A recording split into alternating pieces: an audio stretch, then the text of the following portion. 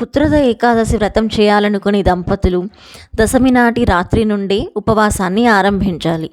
ఏకాదశి రోజున సూర్యోదయం కంటే ముందే నిద్ర లేచి తలస్నానం చేసి ఆ రోజంతా ఎంతో నిష్టగా ఉపవాసం ఉంటూ విష్ణుమూర్తిని ఆరాధిస్తూ గడపాలి.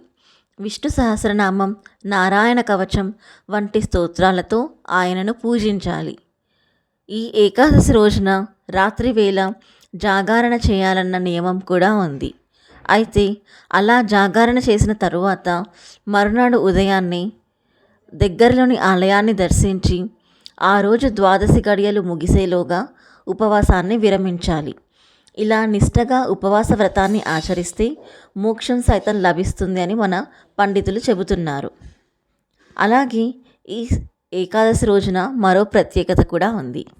ఈరోజు కుబేరుని పుట్టినరోజు.